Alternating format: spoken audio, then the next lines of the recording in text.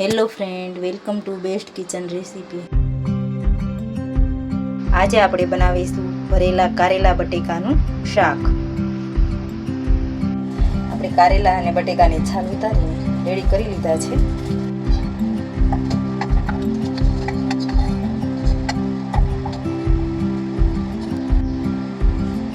પાણી એડ કરીશું અને બાફી લઈશું. 3 વિસલ કરવાની છે આપણે.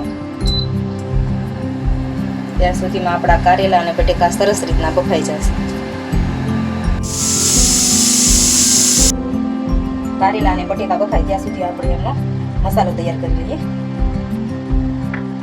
આ છે ચવાણાનો ભૂકો,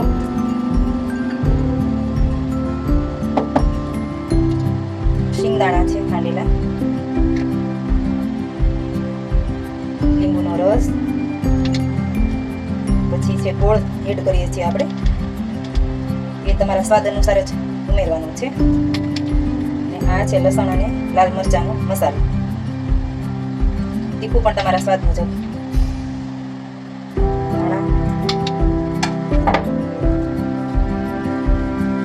મીઠું, ધાણા જીરું, હળદર એડ કરીશું. પછી 2-3 ચમચી તેલ એડ કરીશું એટલે આપણો મસાલો સારી રીતના મિક્સ થઈ જાય.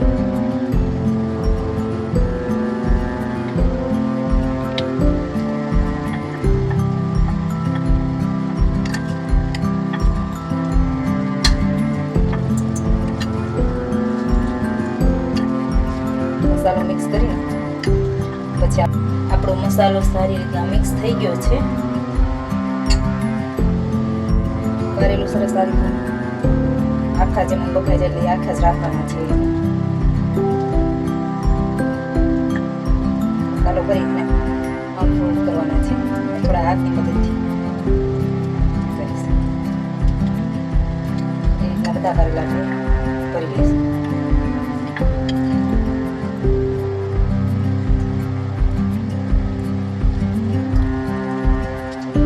એક કારેલું છે આખું જ લેવાનું છે. હવે એ રીતના આપણે બટેકામાં પણ મસાલો ભરી લઈશું. બટેકાને વચ્ચે તેમ કટ કરીને હાથની મદદથી એકદમ પ્રેસ કરીને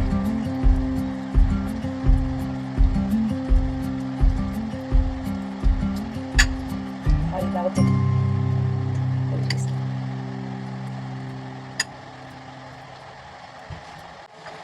હવે એ રીતના આપણે મરચાં પણ ભરી લઈશું. આપણા કારેલા બટેકા અને મરચાં સરસ ભરાઈને રેડી થઈ ગયા છે. હવે આપણે વઘાર કરીશું. તેલ ગરમ થઈ ગયું છે. તેમાં રાઈ, જીરું,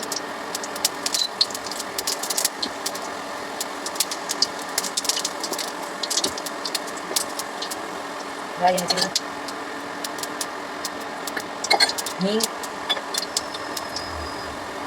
એક નાની લીમડી છે એ ચલાવી છે એ લઈએ છીએ.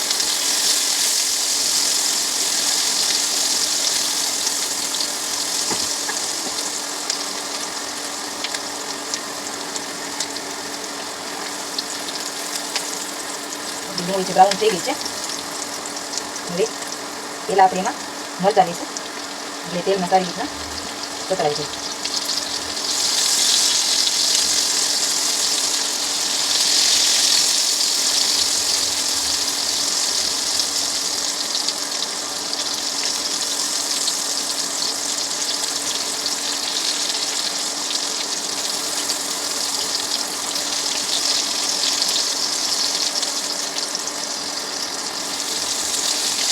મરચાંને થોડા પલટાવીશું એટલે બીજી બાજુ પણ તળાઈ જાય સારી રીતના.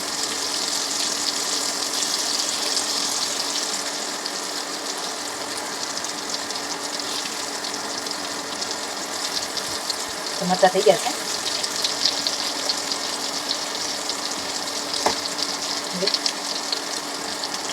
કારેલા અને બટેકા બંને એડ કરીશું.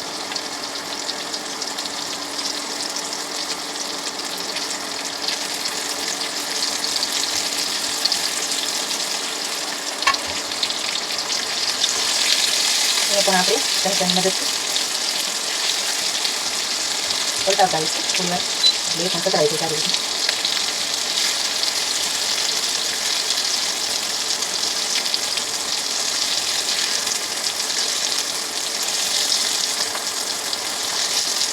રેસીપી જરૂરથી ટ્રાય કરજો, બાળકોને પણ પસંદ આવશે. સારી લાગશે પણ કરવા લાગતા નથી. રેસીપી તૈયાર થઈ જાય પછી કરવા લાગતા નથી.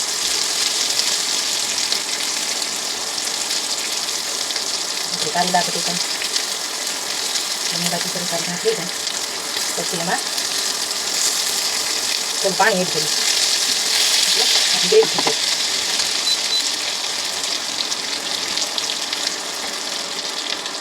થોડું ગ્રેવી થાય એવું પાણી એડ કરવાનું છે.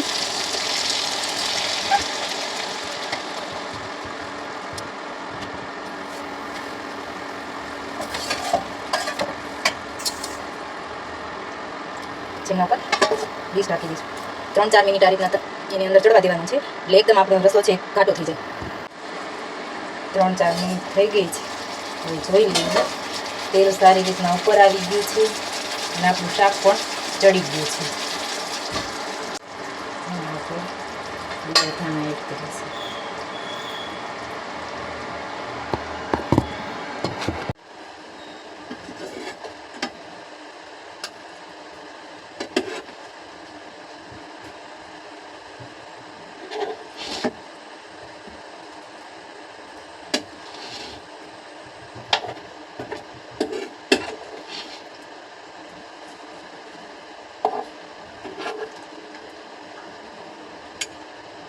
તો રેડી છે આપણું કારેલા બટેકાનું શાક, એકદમ ટેસ્ટી.